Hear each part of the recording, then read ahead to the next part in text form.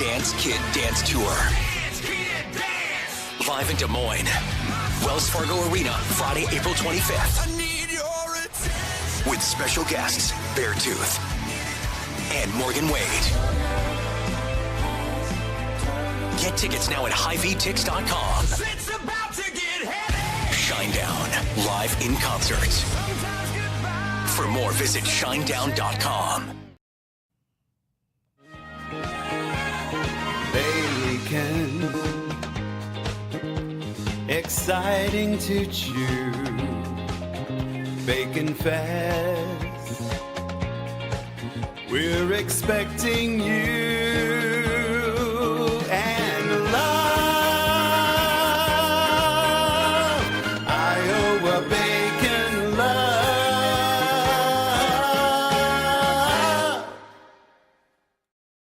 Excited.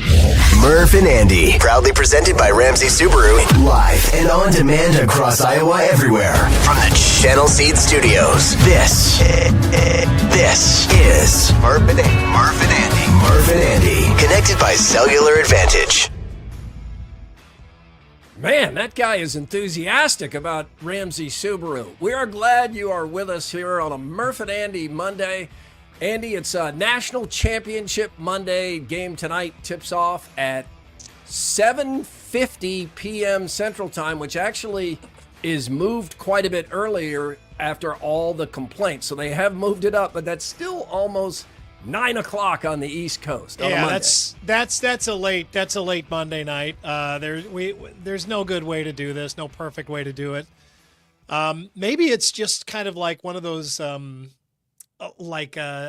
pieces of negotiation where they just went way to one side last year. Everybody complained, and then they brought it back this year, and this is where they kind of wanted it all along. But if they had broken it out this way, then they would have gotten complaints about this. Because, again, it's still late out there to be watching this game. For kids to be up, if they want to do that, that's a late night. Guest House Tavern and Oyster in West Des Moines sets the table for sports and more here on a Monday. Coming up, TLDR. You remember what that stands for, Andy?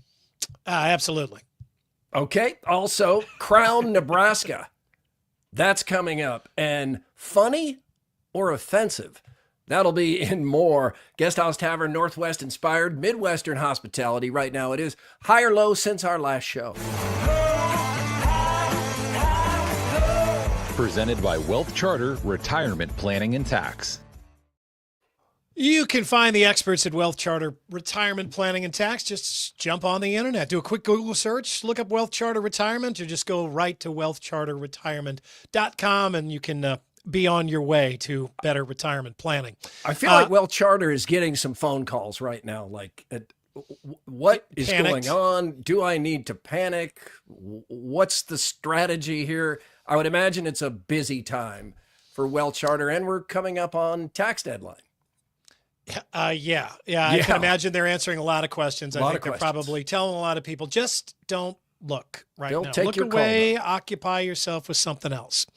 I'm going to go high. We had a nice weekend. I went, for the first time, we went to Tom Archer's Poor Man's Supper Club. I know you've been there already, Murph, over at the Bel Air Ballroom. Times. Did a story on this when it opened, really a few stories as they were going along with it, and it just looks so cool. But we went over with our friends Whitney and Scott and sat at the corner of the bar and ate dinner, and then graduated over to the Work in Progress bar next door, where the ladies did the beer roulette, and Scott and I got the ice shots of Goldschlager. Oh, wow. Which is fun. Yeah, I like to do that. Yeah, you see the exposed concrete there, the work in progress. It will doesn't. always be a work in progress by design. Yeah, they're not going to finish that part of it. I just think this is a really good idea because you can go and you can have a nice dinner on one side, and then you don't have to get in your car because they like every other place in Des Moines, they close at 9, stop serving dinner at 9. And then you're looking for another place to go, and rather than getting in your car and needing to go somewhere else, you can just walk down the short little hallway and you're immediately at a bar that stays open late. So love that idea. We had a really, really good time and like the food there at Tom Archer's as well. Highly recommend it. Yeah, we really enjoy going there too. It's just got that old school feel to it. And over in Work in Progress, they have a claw game. Yep, they do. Did you play the claw game? No, the girls, I don't know if they played it or not, or they were just oohing and eyeing over the claw game. But yeah, the claw game. Our kids played that dumb claw game at every Godfather's Pizza from here to Kansas City. May as well just go set a $5 bill on fire in the bathroom. Just throw the money in the street. Be faster. Yeah, and they would always go for the one prize you knew no matter what, that's not coming up in that claw. It's really a nice looking prize, and it's deep. Yeah, go for the cheap crap. Maybe you get that. The Michael Jordan autographed basketball, that's not coming up in the claw. You just can't resist. I'm going high and low, and it's kind of a similar experience. So we go to our neighborhood restaurant. We love Christopher's. It's nearby, and we go there with our boy Chandler and his fiance Corey, and it's a birthday dinner because Chandler, Corey, and I all have birthdays about the same time. That's the high because we had a wonderful time. The low is that Chandler showed up in a ball cap and kept it on his head through the meal. Now that's not Chandler. That's not Chandler. That's the scene from The Sopranos that we were talking exactly about. Right. Yeah. So we, once someone's 30, you can't say like, I really wish you'd take the cap off. But Andy, I've got this feeling, and I know it's disproportionate, and it probably was not the case at all. I feel like everybody in Christopher's is looking over at me and remembering our discussion from the previous show that I had seen people dining in ball caps at Christopher's. And then there we are at the table, ball cap. So it stayed on my mind all the way through the wonderful dessert. And it probably. What did you do? You didn't say anything about it? I didn't. No, I didn't. Well, people are probably looking at you saying, well, he's an authority figure. Is he going to tell that I just feel like young man to take his ball cap off? Yeah, little hypocritical to be on your podcast telling everybody you can't do this. Think? You can't What's do this. The cutoff and then be age? Sitting next to a guy doing that. What's the cutoff age for telling someone at your table, hey, he's one of your kids. There is no cutoff date. What? Yeah. But it's the Are lounge. you just my mom is still telling me what to do? Or what are you kidding? We weren't in the fine dining either. We're in the lounge. We're in the lounge where there were several other people in ball caps too, back to our point. So we're not over in the dining room. They didn't live in your house. We're in the lounge. But yeah, high or low. Interact on YouTube. Email Murph_Andy at iowaeverywhere.com. You can interact on X, Murph_Andy. It is all powered by our friends at the Cellular Advantage, where we get our iPhones. It's proudly representing a U.S. Cellular since 1993. So what is that? 32 years, and there's 35 regional locations. Here on a Monday, let's get the Murph and Andy. The Buzz. Brought to you by Logier Heating and Cooling. Mentioned it. National championship game is tonight. 1 seed Houston against 1 seed Florida. So the SEC and the Big 12 will go head to head for the national championship. These are the two best basketball conferences in America. Florida is favored by 1.5. Both teams are 35-4. This is a fun national championship game. May not be the one many were expecting going into the Final Four, but here we are.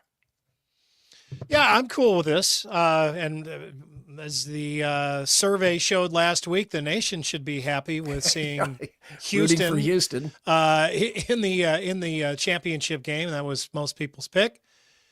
There's some really good stories to this. Kelvin Sampson is almost 70 years old. He's never won a national title before. He'd become the oldest coach to win his first national title. Isn't he almost 80 years old? I thought he was 69.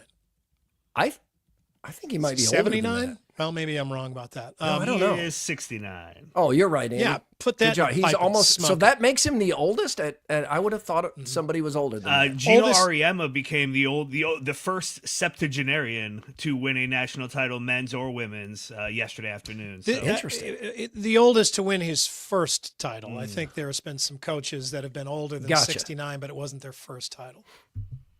So yeah, I mean, there's some stories to that. I don't look at either one of these, even though Iowa State played Houston and, they're a Big 12 team. I don't know that team real well. We've seen them play before. We know they play tenacious defense and had a thrilling comeback in the Final Four over Duke. But other than that, I don't care about either one of these teams or one over the other too much. Would just kind of like to see a good close game and feel like we close out this year as a tournament that was really memorable. I think it has been. To see a championship game similar to those Final Four games, those were both fantastic. It looked like Auburn had the edge on Florida, had a pretty good lead there. What did it get out to be? 9-10 points or so.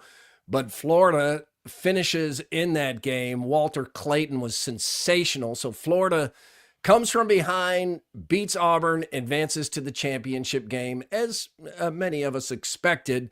And then in the other game, that was even more unlikely. I mean, it felt over at 14 points, especially with Duke's length and Duke's talent, Duke's NIL payroll, which is beyond $10 million for the players assembled. And one thing happened to us. So Jenny and I, we were we were out with friends at a sports bar in Prairie Trail, and we got into the Uber to come home when we felt like the game was over. Like there's no chance Houston could win. But both positive and negative, our Uber driver had the game on his dashboard, and he's watching it as we get in the car. And by the time we get home, we're thankful we arrived safely. And yeah, because he kept watching it, didn't he? He did. And Houston had won the game. So we had those mixed feelings of, this seems really dangerous. And I think now is against the law. But thank you for having the game on. This is riveting. And he was doing commentary as we went. So we had mixed feelings. But we did get to watch the end of the game on the dashboard. But that seemed unlikely. I mean, Duke scored one field goal in the final 10 minutes and 30 seconds. Mm-hmm. And then Houston closed on a 9-0 run. And I know last night on Sound Off, we had the question, which is more true? Did Duke choke or did Houston just take it? And at the end of, thousands of votes, it was 50-50 because you can argue on either side of that. And you almost always can, and your vote usually comes down on, the side of which team you wanted to win. If it was your team that lost, then they choked. They blew it. They quit trying. They quit playing to win. That's everybody's favorite line. If it's your team that won the game, well, we just rose to the occasion. We rose up and took it. When I thought it was over is when Houston got the over again. I had already thought it was over multiple times.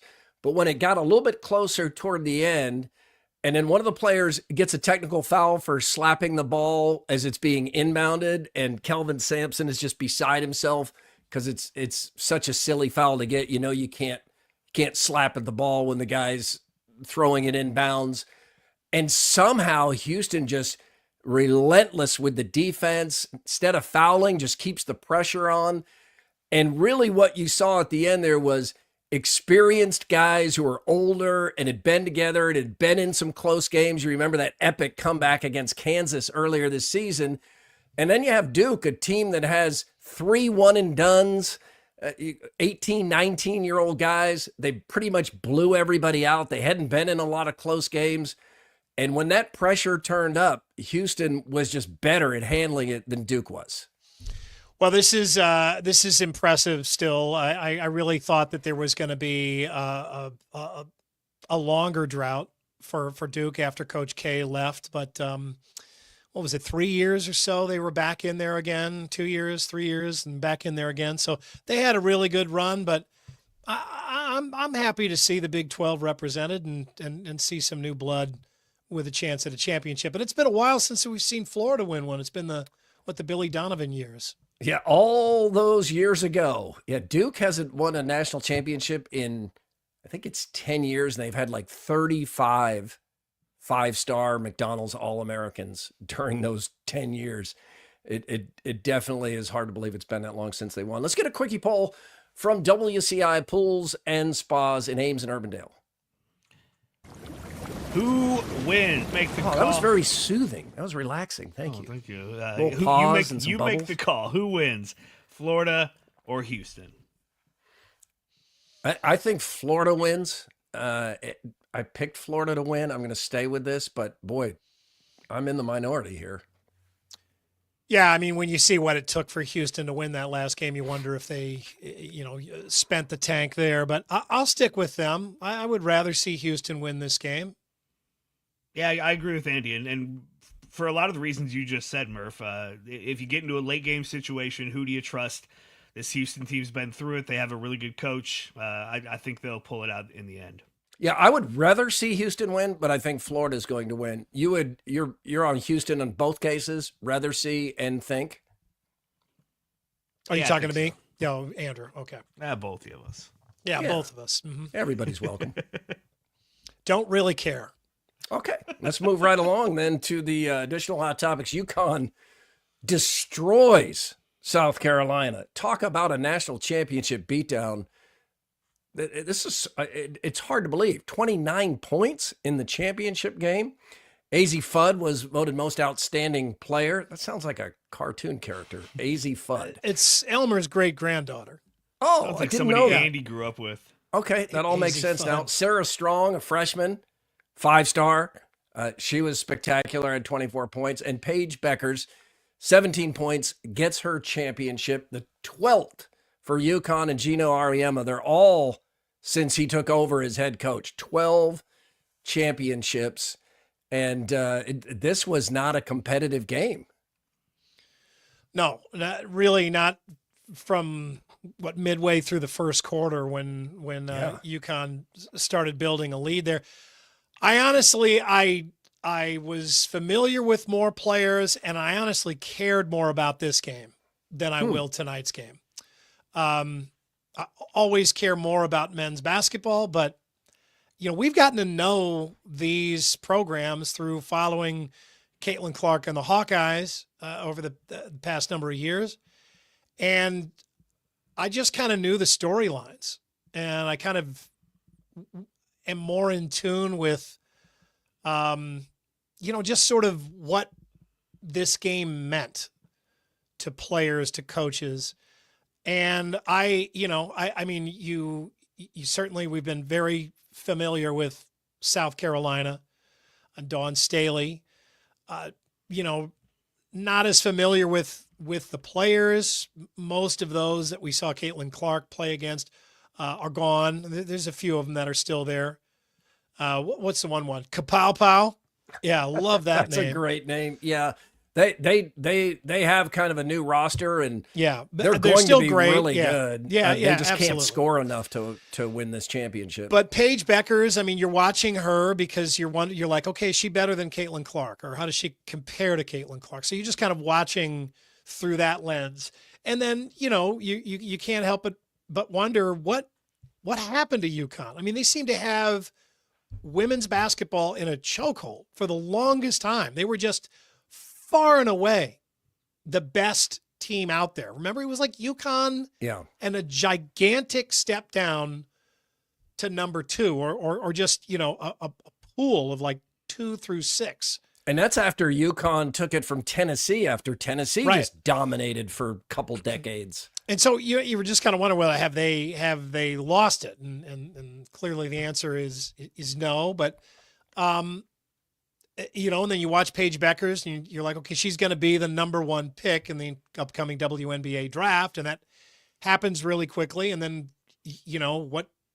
I honestly, I'm shocked at myself, but I'm watching her and thinking, yeah, I wonder how she'll look her rookie year in the WNBA. And I just, that game made me think more about connected storylines than tonight's game will. Because the WNBA starts in like a month. You don't that's have to another wait thing, long yeah. to find out. The draft comes up. We remember this from last year when Caitlin Clark went out of the championship game to being the number 1 pick the next week, and then in camp the week after that. So it happens really fast. It's easy to be happy for Paige Becker. She had a lot of hype coming in. She's an outstanding player. She was the top of that epic 2020 not draft class, high school senior class that came into college basketball. You look at it here, these 5 stars. Paige Beckers was 1, Angel Reese was 2, Cameron Brink was 3, Caitlin Clark was 4, and Camila Cardoso was 5. Those are all 5-star players, and they all, to varying degrees, lived up to the hype. And Paige Beckers decided to leave Minnesota, her home state, and go to Connecticut. And Caitlin Clark then stayed in Iowa. First thought she would go to Notre Dame, but she really wasn't recruited by UConn because UConn got its point guard with Gino Auriemma's top target, Paige Beckers. So even though Clark had grown up hoping to play for UConn one day or dreaming of it, that ends up not being an option for her, but it worked out just fine. But I think one of the things as we see this championship game go right back to South Carolina and UConn, you take a step back, and I think in time, and we've said this many times, and I feel more right than ever, we're going to see it as more impressive that Caitlin Clark got Iowa to back-to-back championship games with some help and some good coaching, but that Iowa team beat UConn, LSU, and South Carolina in the NCAA tournaments in back-to-back years. And what other team outside of that pocket of powers could do that or has done that? And the answer is no one else has. And one thing you can't measure, but you can't stop thinking about either is what kind of bounce did this year's game still get from Caitlin Clark and what we saw the last few years and what we saw of her in the WNBA for that matter too. I mean, how much more interest was there this year because of last year? There was there's no doubt that there was a good deal of residual effect, but you would love to be able to like quantify that somehow.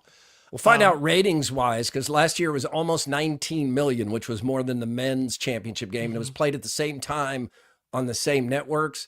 We'll find out today. I'm expecting that number to drop at least in half, but it also was a blowout, which could hurt it even more. But comparing to 3 years ago is probably the way to do it.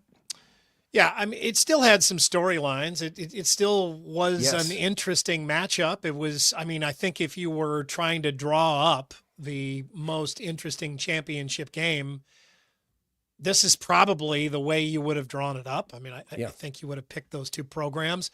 Even though we've seen a lot of South Carolina, at times you wonder where the line is, where that starts hurting more than it helps. It probably still helps. But, I mean, bottom line, I and others I know were still interested in this game this year. Certainly not as much as the last 2 years, but we're still interested.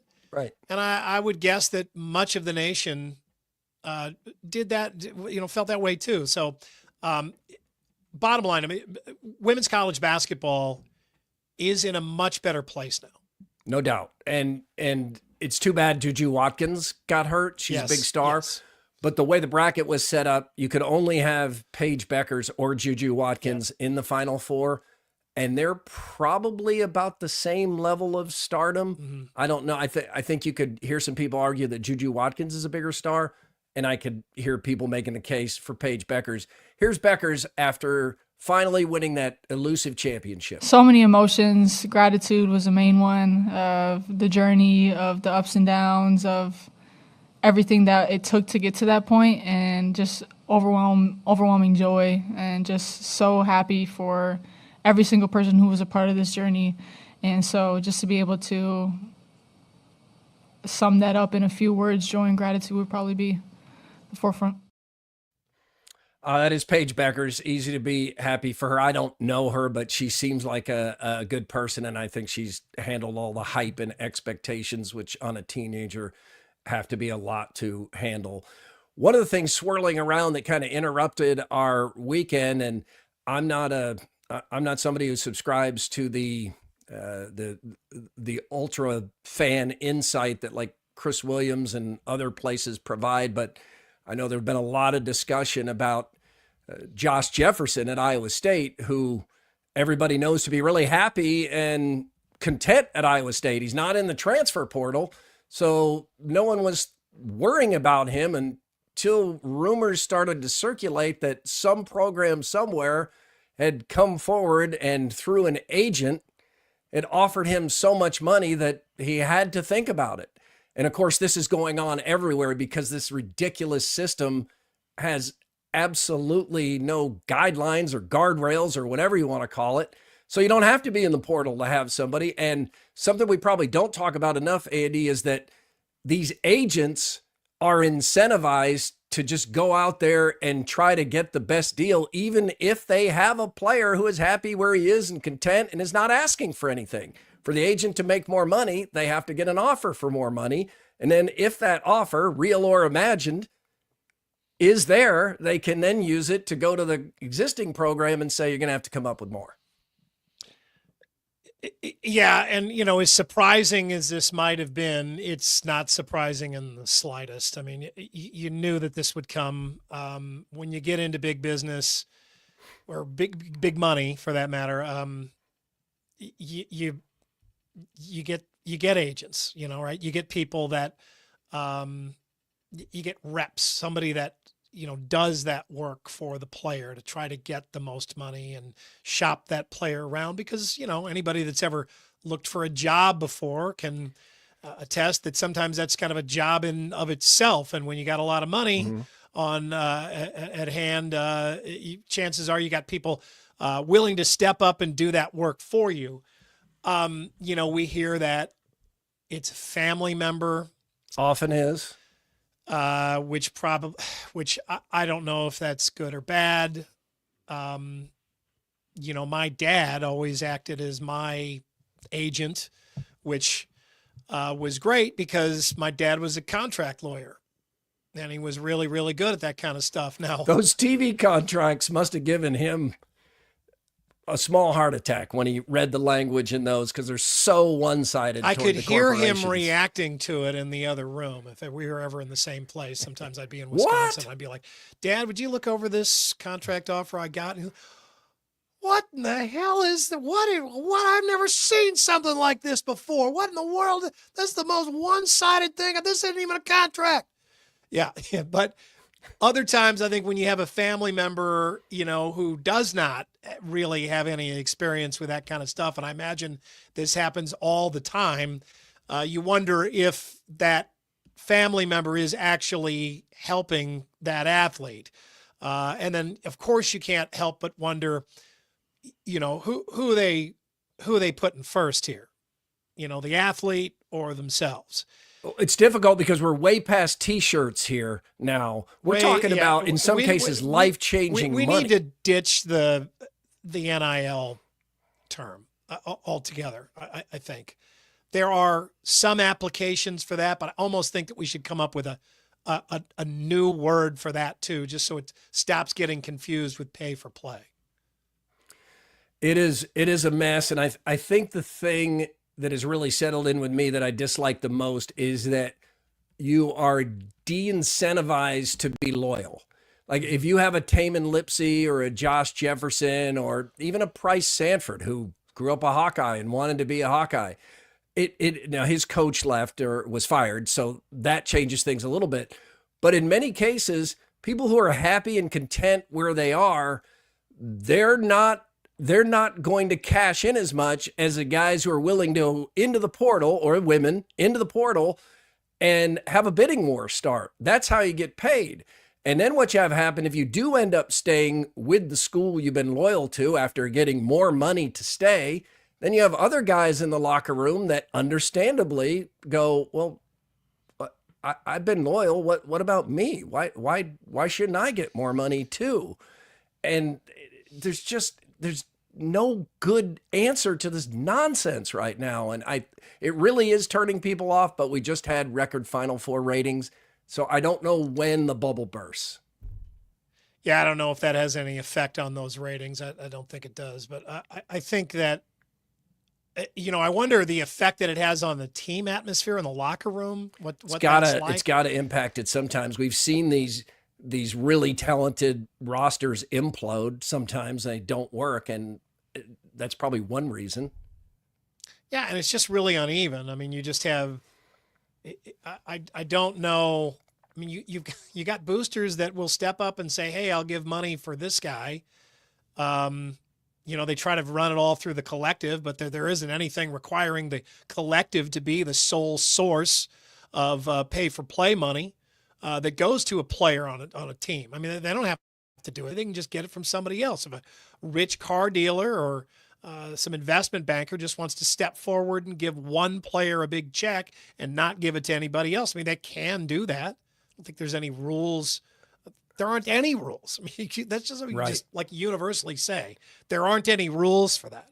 I don't know when or if there ever will be or what this is going to be like. It just seems to me like it is just totally unregulated, random, arbitrary, all those things. And it just doesn't seem like it is sustainable because I can't imagine it's not sustainable. People that give giant checks to stuff, to collectives or to players who don't work out, want to keep doing that.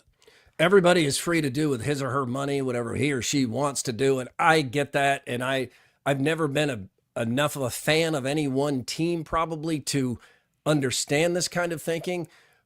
And I get why you have to have NILs and you have to have people out there that are constantly asking fans for the money. It is necessary if you want to compete.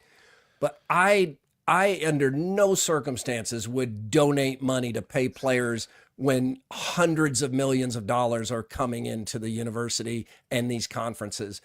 I get why the fans do it, but I could not in good conscience give my money to that. And to know that 10 to 20% of that is going to an agent, it's just the fan ask is too much. And at some point, people are going to or maybe say 50% of it. You have no idea. There isn't a standard for There's this no transparency. Thing. No, not at all. You don't know. Now, would I buy a beer that 10 or 20% goes to the collective or stuff like that? Sure, get something fine. for that, right? Yeah, but like write a check each month. God bless those who do it. I can't do it. I'd have to find something else to do with that money. Spend it on memories, other memories. Crown, Nebraska, Andy. The Cornhuskers have won the Crown. They won an in-season tournament and they won the Crown tournament, but they didn't even make it to the Big Ten tournament. That will never happen again, that you have a team that's won 2 tournaments not go to its conference tournament. But Nebraska has now won the NIT and the Crown, but has never won an NCAA tournament game. It really hasn't won a game. Yes.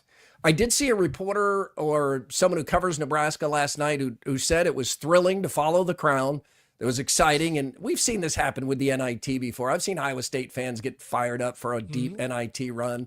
I've seen Iowa fans get fired up for a deep NIT run. Your team wins, and you start to contradict yourself. We all have a level of hypocrisy to our fandom.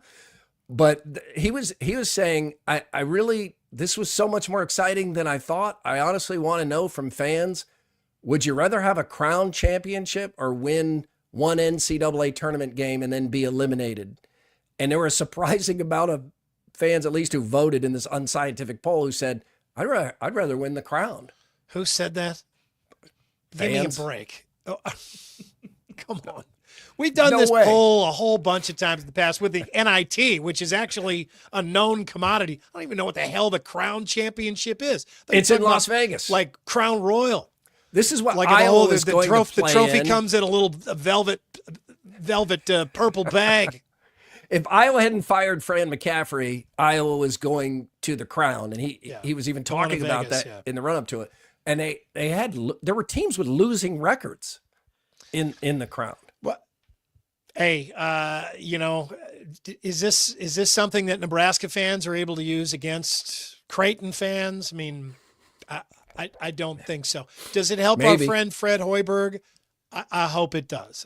It probably does. I mean, the problem is you used to be able to argue, oh, no, this is good team building for next year. Can't do that anymore. You have no idea what your team's going to be next year. Some of these teams in the Crown, I didn't follow the Crown at all, but some of these teams in the Crown probably didn't have their regular season rosters with them in Las Vegas because some of the players had likely jumped into the portal. The Nebraska social media team went all out with this. I mean, you would have thought Nebraska had won the national championship, but it's kind of what they're supposed to do. It just hit me. Does anybody ever mix Crown Royal with Royal Crown Cola? Biff Hammer. RC and Crown? You don't see a lot of RC. That's like race car spelled backwards, still being race car. I know. That is. Royal Crown Royal. Crown and Coke. That's genius. That's something like some funny dive bar should serve. What's the whiskey that was served over at the RCCR? Des Moines Bucks? Des Moines Bucks games. Black Velvet. Black Velvet. Yeah. Black Velvet. Did I ever tell you RC and Crown is the thing, says Mike. The RCCR, either way, it's the same thing. You could put the Crown Royal in first, then the RC, or you could put the RC first and then the Crown Royal. It all comes out exactly the same. I love that. I had a girlfriend in college. Her mom's boyfriend. Come to think of it, his name was Eddie. I did not name my son after him. He used to park his motorcycle on the front lawn, like right by the front door. Right on the grass? Right on the grass, yeah. Eddie was a character. He had 2 tattoos, one on each arm. Yosemite Sam on one arm and Black Velvet on the other. And That's a love of Black Velvet right there. I said, Eddie, one day I was talking to him. I was like, why'd you pick those tattoos? And he goes, clearly he had not really thought of that. But he goes, huh? Black Velvet's my favorite drink. Yosemite Sam's my favorite cartoon character. It's a good answer. Yeah. Favorite cartoon character, favorite drink. Put them in ink. You know what hasn't been done a lot, but I know it would happen here at the house if Sipka were tending bar. Little Blanton's and RC Cola. Blanton's and RC. Blanton's and Diet Right. Yeah. Yeah, he'd mix those up. Fran McCaffrey was introduced today as Penn's new head coach. We knew this was coming. McCaffrey, this is his alma mater. He will coach them and get double paid for the next 3 years. Iowa owes him $4.3 million. He'll get all of that and whatever Penn's playing. Penn is in the Ivy League. Will we know? Is this a public university? Will we know what he's paid, or is it private? I don't know. You know what? That's a good question. It is the University of Pennsylvania. But I don't think there are any other public schools in the Ivy League that I can think of. No, Penn is a private university. There you go. Okay. Private university. It does sound like it would be a state university, but so they won't have to disclose the salary. I'm sure It just got Penn and at Penn least State. $1 million. So he'll get the double pay there. This is good for him. And it's good for the Hawkeyes too, to have him go somewhere he wants to be. This will be you would think, his final head coaching job. He's happy to be there. They're happy to have him. Works out for everybody. It's a much better fit. Alex Ovechkin has already passed Wayne Gretzky, and this was a good spot for this to happen. Sunday afternoon, a lot of attention, 8:95. It was a spectacular goal and dive from Ovechkin and genuine enthusiasm from his teammates and everybody in the arena. Gretzky was there. Really cool, Andy. It was, yeah. It was in New York on the road, and they lost, and none of that mattered. But I didn't even know that. It was at the Islanders' home arena, and Islanders fans really know hockey, so it was a good setting for it. It's amazing that he's only been with one team for all 20 seasons. Clearly, now that's a loyal guy because he's had a bunch of contracts and certainly plenty of opportunities to go elsewhere. But having Gretzky in the stands there, I always wondered what it's like for those guys who are, those retired players who are about to have one of their big records broken, so they just have to go to every single game. And sometimes it can last a long time. Oh yeah, and kind of pretend, not maybe so much pretend, but they really have to try extra hard to look happy and not pissed that their record just got broken. But I think Gretzky is a genuine guy, and Alex Ovechkin is a true hockey player that You know, gosh, I mean, hockey is so physical. It's such a physical game. And he's a physical player. He's one of the most physical Russian players Big dude that the NHL has ever seen, and uses his body. And the fact that he has survived that long, not only has he put together a 20-year career, I mean, he's still productive. He is still an excellent player this far into his career. I mean, he could certainly play for a few more years, and he might, but I mean, he's lost some games to strikes and COVID and other things too. So to get all this way and to break it in the same number of games, actually, I think one fewer game. He did it. He wild. I did not ever think I would see this record broken. I just didn't think anybody could be that productive for that long, and you know, for Gretzky to set that record, I mean, he had a season where he scored 92 goals in one season. He scored over 60 goals just repeatedly. I think Ovechkin's only done that a couple of times. He scored, you know, in the 60s, never hit 70 goals a season. But I mean, he just kept on going. I mean, as Gretzky hit the middle of his career, he really just became an assist guy and a setup guy. It was very early in his career where he was scoring the bulk of his goals and then tailed off. But Ovechkin has really never tailed off. Lisa Carbonelli was anchoring the other night, and she said, every time I see a headline with his name on it, it looks like oven chicken to me. and now I see that. It does. I'll never be able to unsee that. Yeah, that's right. The Pirates are putting 21 honor Roberto Clemente back on the wall where it belongs. I'm stunned that they momentarily did this. This is one of those things, and we've had many in all the years, the decades we've done shows together. There are these times where we say, just ask us first. We could tell you this isn't going to work, and you're going to end up having to backtrack. You can't replace the Roberto Clemente number on the wall with Surfside iced tea and vodka. It'll go over like a turd in the punch bowl. Put this somewhere else. Don't put it there.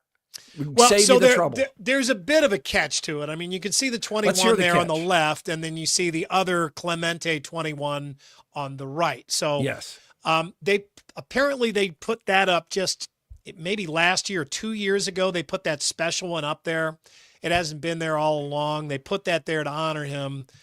I don't know I think maybe they were honoring they had a special Roberto Clemente day, or they were honoring some milestone of his. So they put that up there. It had been so the one on the base, the larger one, has not been there the whole time. Just the simple 21 is the one that's been up all along. Okay. In their ring of retired players. So I mean, you know, Willie Stargell is up there, and Barry Bonds and other, you know, Pirate greats and that. But they did the special one to Roberto Clemente, and then, you know, I don't think they ever intended for that to be permanent, but it was there for more than 1 year. So that is some context. That's a little bit of context, but your greater point is right on. I mean, when you do that, you have to do it understanding that you can't undo it, right? When you're honoring an all-time great, and Roberto Clemente is one of those guys who he only like grows in legend every year. He died while helping people. Yes, he was a pioneer for Latin American players. He was this incredibly complete player, by all measures, a great team player, a great humanitarian, just all of these things that, you know, have only, I mean, his legend is aged like a fine wine. I mean, it just gets better and better. So when you have somebody like that with your team, and just about every team has somebody like that, maybe not quite to that level, but when you choose to do that, it's like you have to be like, okay, are we okay with never taking this down? You know, are we okay? Because, like, you know, it would be like almost like Iowa State saying, okay, it's been 50 years since Jack Trice's death, so we're going to honor him by putting his name on the stadium this year. And then the next year, they want to honor somebody else. I mean, you tell the whole story, and you can't do that. Not that Iowa State wanted to do that, but it's sort of like that. Once you give someone who's that revered, or even just becomes that revered, that kind of honor, you just got to go find another piece of the stadium to put something new on, especially an advertisement, just a flat out, shill of an ad. Vodka iced tea. Yeah, right. Just some fad drink. Yeah. It is time to talk about something that impacts everyone who can hear my voice right now, everyone watching on YouTube or Facebook or X. TLDR. It is coming into our lives, and it's with our short attention spans, more and more we are rejecting it, and this could help people get this message, but it's too long, didn't read. This has happened to all of us. You get an email, you look at it, you're like, nah, I'm not reading that. Or you see a post, someone says, hey, you have to check this out. You look at it like, yeah, I'm not reading that. Hey, do you have 10 minutes today? You need to watch this. You need to read this. So too long didn't read has now crept into the transfer portal. So let's take a look at Gavin Hoffman. Dear Iowa football. Now Gavin, sincere young man. This is a really nice message, I think. I read like a paragraph. It seemed nice. I can't read all this. It's too long. Didn't read. TLDR, Gavin, I'm sorry. But he's thanking everybody, I'm sure. I'm sure he's saying nice things. There could be some things in there about, the Lord and I don't know. Buried treasure that he's leaving behind or something. We'll cherish our brotherhood forever. And then you get to the only paragraph that anyone is interested in who's reading this other than immediate family, which is, with that being said, I will be entering the transfer portal with 4 remaining years of eligibility. So how many words is this? It's 205 words to say, with that being said, I'll be entering the transfer portal, which is 10 words, maybe less. So that's too long, didn't read. That was posted on all social media platforms. Now, for some context here, Andy, this is 205 words to say I'm entering the transfer portal. The Gettysburg Address was 272 words. Gettysburg Address, 272. Yeah. I'm entering the transfer portal, 205. Not good. Let's get another example. Yeah. Go ahead, please. All right. Devin Van Ness. Yes, after a great year at Iowa. He does get to it right in the first. He gets right. That's right almost into it in the more first annoying sentence. though, because now we're all used to going to the end of it to see. Yeah. So I skip right to the last sentence. I'm like, wait a minute. Okay, that didn't tell me any. So now I do have to go back and read the whole thing. Now, Gavin Hoffman did show great paragraph structure. I appreciated that. It gives your eyes a little bit of a break. If we put his up again, it's probably too late. It's probably gone. Okay. First of all, you see, I see him write lastly, and then there is the longest paragraph of the composition to follow, and 2 more paragraphs. It's lastly is in the middle. That needs to be cut down. Yeah. If there's 100 words after lastly, you got to rethink the end of this. Now, everybody could use a red pen. Devin Van Ness goes 195 words, which again is fewer than 100 words less than the Gettysburg Address. Yeah, well, and this has brevity is an underrated skill, and probably one that needs to be drilled down on more often. Who the hell are we to judge with some of these stem winders we go on this show?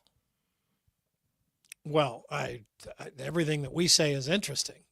I don't think there's any question.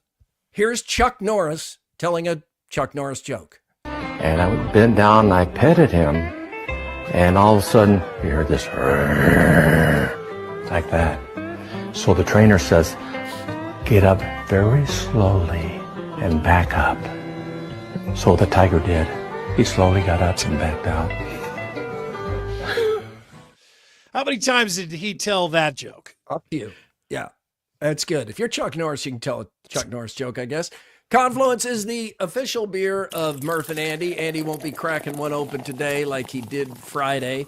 Confluence is where good things come together. That peanut butter porter, you out of those yet? I am. I gotta get some new stuff here. And on Friday, I'm gonna have to bring my own beer because we will be be doing the show live over at P&P Small Engine on Friday. I understand you'll be on a tractor. Yeah, they'll have all the stuff there. All the reps from Cub Cadet and Ferris and Toro will be there to show those things to you. We'll be there at 1 o'clock. Jeff Nicholson will put some food out as well. And on big ticket items like this, a lot of people telling you don't wait. Prices very likely going up on all kinds of stuff like this. Heard something about that. You probably have heard a thing or two about that. So want to get over there. What a great time to get over there and check out everything that he's got. He's got it all out on the lawn. He's got a big grassy area where you can try these mowers actually mowing stuff and see how it fits you. And then, of course, he can deliver it for you, and they service the lifetime of for its entire life. You can get it serviced over at P&P Small Engine. We'll be there on Friday. Let's get some more. But wait, there's more from Either Or Eatery and Patio. I was talking to the owners of Either Or Eatery and Patio, and they were saying they were talking about just how many kids have been there recently with the warm weather and the parents kind of bringing them over there, and they're going to have to either make more equipment or develop more of the property. Because we're gonna have to take over those soccer fields. Yeah, I mean, it's like, well, there is a lot of space there, but it's to the point now where, they don't want the screams and laughter from the playground to totally infringe on the dining experience inside, but it's been a gigantic hit. Another day to just remind everybody, just don't look at your retirement accounts. Like the guys at Well Charter will just don't look. Look somewhere else. 1 month to go to get that real ID before the deadline with the Iowa DO2. You got it? I got it. I got AD, you got it? Yep, good to go. All right, we're good to go. We're clear. Wasn't a real big deal. You just got to kind of make sure you bring all those forms. You need a couple of I brought a water bill and my Mid-American Energy bill and then my W-2 that had my Social Security number on it and your current ID and your passport. So bring all that. Some guy, Mark Sample. It's yeah, that's a good sample. But I mean, the bottom line is you don't truly need one of these unless you are going to fly domestically. Okay. Or unless you're going to enter federal buildings like federal courthouse, nuclear facilities, that kind of stuff. If you are just flying internationally, you can use your passport. No big deal. Andy, checking the date, though, of Mark's sample on the screen here in the sample ID, this would make him 58. He hadn't looked 58. His birth date, where is it down there bottom, 58? Well, 1/12/67. One of those things like Mark where sample is 58. The model, wearing the clothes just looks way better in those clothes than you ever will. Yeah. Yeah. I made some bad haircut choices based on people who could wear their hair like pull off the haircut that you couldn't.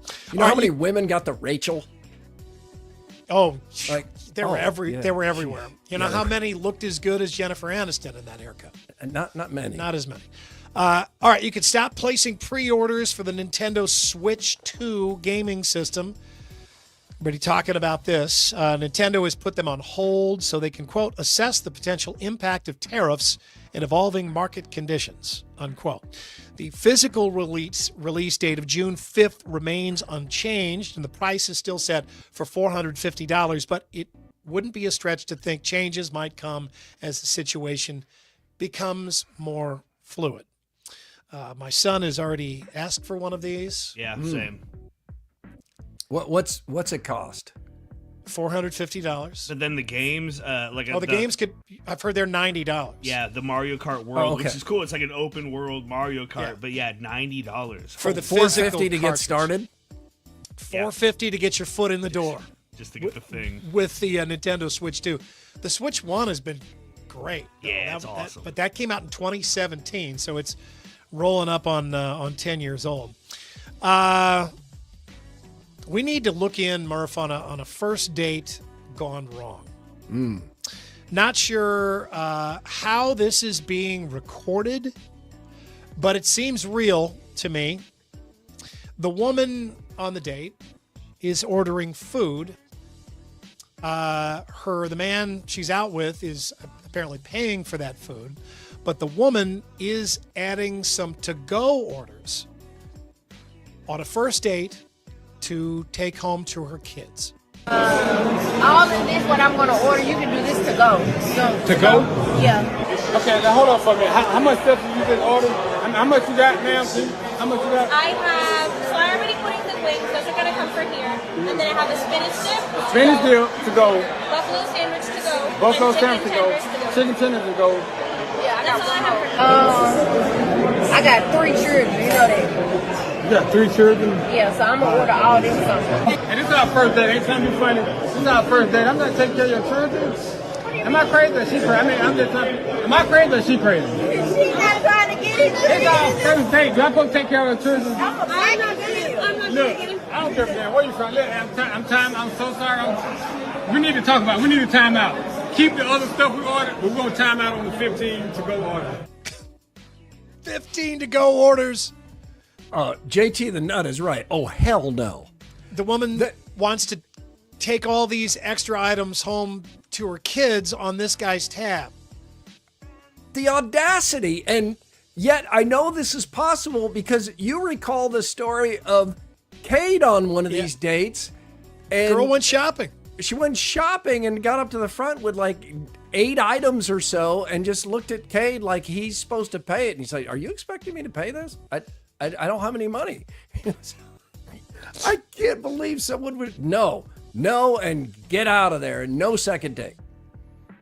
The woman was like, I got a 12-year-old who eats like a horse. So she was getting him like huge. That's not his responsibility on the first date. I think he does like get up and walks. He walks out. He leaves. It does look more real. Usually you can spot the ones that are staged. And it also, at what point does he pick the phone up and start trying to capture the moment as he did? Like, how could she continue to just keep ordering? Is somebody recording through those glasses or something? I don't really know how they're I don't get recording it. that. But all right, still a couple of weeks to go Wow. before Easter, but Instacart says the top 5 Easter candies are pretty much set in stone. These are going to be the top 5 no matter what happens. Reese's Peanut Butter Eggs, that's number 1. Reese's Fantastic. Peanut Butter Cups So good. is number 2. It's like they don't even care if it's got an Easter theme to it. They just want the Reese's Peanut Butter. Cadbury Chocolate Mini Eggs are 3rd. Just regular Hershey's Milk Chocolate Bars are 4th. They're that popular. They have like a chokehold on the chocolate industry. And then regular Cadbury Cream Eggs are 5th. Fan of all those. The Cadbury eggs are so sweet that it's hard to eat more than one, but they're all yeah, good. I cannot eat more than one. You notice no Peeps on that list. No Peeps. They're not in the top 10, I was happy to see. Murph, you found another winner on Facebook Marketplace. Let's see what Jake has for sale here in Urbandale. Actually, it just says it's free. It's a dorm room fridge. It says it's free. It does not work. It turns on but won't get cold. U-Haul. For $1. This guy just wants somebody to come take it away. Yeah, what Jake is just like, will somebody take out my garbage for me? What? The refrigerator doesn't get cold? And you're still making a Facebook Marketplace post for it? The refrigerator doesn't get cold? It'll waste your energy. It just won't do the thing it's supposed to do. I got a boat for sale. It does not hold. I mean, it sinks immediately, but because this is not going to keep anything cold, and whatever it would cost to fix it and buy the parts, it doesn't look new at all. Just buy another mini fridge. And kudos to Jake for really cleaning up the scene, too, to make that fridge look as good as possible. Look at all the shit he's got all over that thing. Was that a bong on the top of that? Is that a hookah pipe? It looks like he might have hostages. They're not getting cold drinks. Where did he put the frozen head after the refrigerator went on the fritz? That's what I want to know. All right, let's play a game called Funny or Offensive. Which is it? Comedians James Adomian and Anthony Atamanik as Elon Musk and RFK Jr. Do you laugh first or get offended first? Wonderful to have be out here with you today, Elon, and have an opportunity to talk with you. It's true. It's obviously. RFK,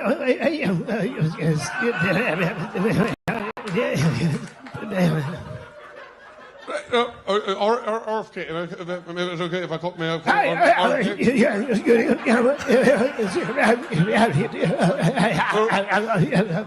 LOL. I mean, it's like.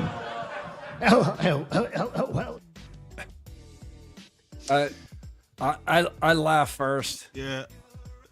I'm sure. It's definitely offensive, but I laughed. Yeah, I assume those who got offended also got offended at Dana Carvey doing President Biden struggling for words. But I looked for the rest. This got sent to me like 3 times. I saw it all over the place all weekend. The crowd is dying at this comedy club. I looked really hard for the rest of it, or more of it, and I couldn't find it. Yeah, Hoop Scott is saying I saw this earlier. It is every. That's the first time I've seen it or heard it, and really accurate impressions. Really, a couple of good impressionists there. Yeah, because Kennedy, what is his? It's not vocal fry. What he had some kind of condition that he got. Yeah, and it made him talk like that. Finally, today's stupid criminal is from right here in Iowa. Really? Once. Not from Florida this time. Not Florida. 19-year-old Tyler Benhart of Iowa City. Police spotted him carrying a stolen street sign. When officers approached, they noticed he had bloodshot eyes and slurred speech. Benhart then presented a fake driver's license, insisting it was real. A search revealed another fake ID, a nicotine vape, a THC vape in his possession, and he was drunk. He faces multiple charges, including providing false identification, public intox, interference with traffic devices, possession of a fictitious ID, and possession of marijuana. Jeez. See, I mean, you steal the Lower Beaver sign. Everybody does that. But you can't just, walk down the street with it in your back pocket, right? And under the influence is probably the one time you think, I think I can bluff my way out of this. I think I can pull this off. But that's the last thing you should do, because now the charges keep mounting. That's where the hubris and ignorance of youth meets the skills of an adult and a bad way. Like the first rule of a fake ID is don't give it to a cop. Like That's the first rule? Yeah. Do you have any ID? No. Yeah, right. I don't have any. What are you doing? Yeah, Giving the fake ID to the cop. Giving the Mark Sample ID? I don't. No. Yeah, right. My name is Tyler. Take me to jail. My name is Mark Sample. No further charges. Yes, I'm my name 58. is Mark I Sample. look 28. Was born in 1967. That's your more, everybody. Time for Throwdowns. Throwdowns. It's Throwdowns. Backed by Heartland Tire and Auto. Tire and Auto, treating you like family in Ankeny, Waukee, Knoxville, Boone, and Crescent. Authorized dealer of both Firestone and Bridgestone tires. Andy Fred Hoiberg's seat is warming up after missing the NCAA tournament for a 5th time in his 6 seasons in Lincoln, but the Huskers just won 4 games en route to the first ever Crown Tournament Championship. How much does this title cool down the heat on Coach Hoiberg? I was in Nebraska, around Nebraska fans a couple of weekends ago, and none of them were real upset with him. Not that they were all big Nebraska basketball fans, but I didn't detect any bitterness toward him. I mean, he's a guy that is easy to like. You know that he is a good coach. We've seen him coach Iowa State really, really well. I think I just don't feel like the concern for Nebraska basketball is great enough to push him out at this point, or, cough up a buyout of that, what would be, that size at this point. It just doesn't seem, and then, he shows here that he can coach some basketball, no doubt. I think it's a good year to argue. I need some better players. It's all perspective here, and it is Nebraska basketball. There is no history, really. They do have resources, but they've never won an NCAA tournament game, so he clearly hasn't lost the locker room. They just won a tournament, so I don't think there's that much heat on Fred Hoiberg. And in all the ways that Fran McCaffrey doesn't connect with fans, Fred Hoiberg does. Yeah. And I think that really matters when you're making a margin call like this. I think he'll be the coach for some time to come, but we are in this year-to-year world where you can't really be sure of anything. Right, and he's got some Iowa players, so maybe he gets better. It'll be interesting. All right, Murph, the college basketball season comes to an end tonight. What's the next major sporting event that you are excited to watch? It is the Masters. I always watch the Masters. I watched it more and was more interested in the peak Tiger Woods years, but I still watch it. I'm still interested, and Netflix's Full Swing series is so compelling that it does make me know more about so many more of the players who are on the tour and in this event. So yeah, I'll watch. Tonight's game between the Blues and the Winnipeg Jets. Yeah, there you go. That's easy.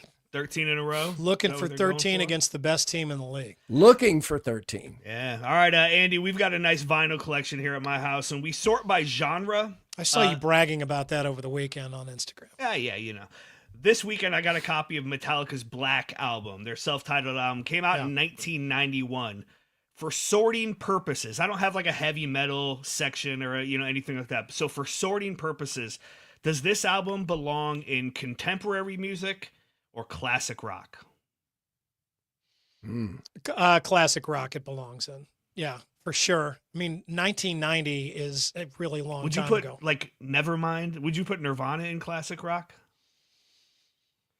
That's where I'm tricked up because this is tough for me. Yeah, I don't know. Plus, it's hard for me to put albums I grew up with in classic rock. I would have a grunge. Makes me feel old. A grunge section or a Seattle section. It's limited. tough, I can't AD. have unlimited genres.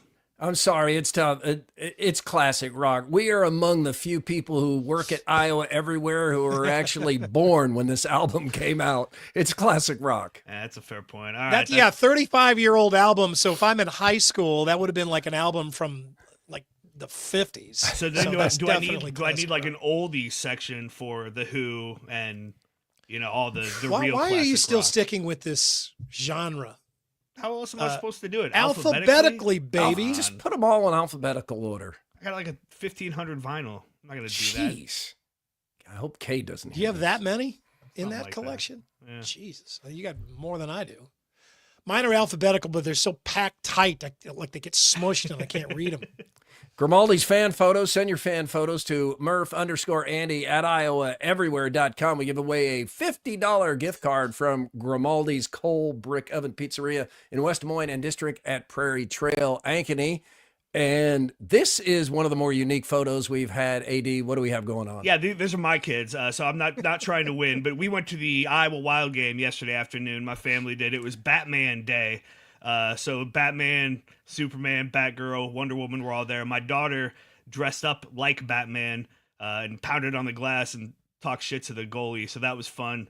But yeah, we had a really good time at the Wild game there, and the Wild got a big win, and it was a good time. What are those little things called? The Squishmallow. Squishmallow. That's right. Yeah, he's got some. Yeah, we went to the merch stand, and I was like, you guys just one thing, anything you guys want.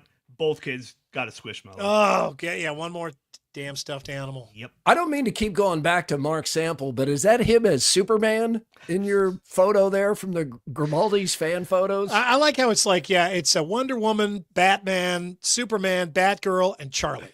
Yeah. Exactly. Charlie, hockey fan. Yes. That's great. Love it. That's a really cool photo. All right, time for the Andrew Downs audio drop of the day. We call it the AD squared. Man, you're not giving me a second to even breathe here. It is powered by Game Day Men's Health. You can go to the one in Ankeny, West Des Moines, North Liberty.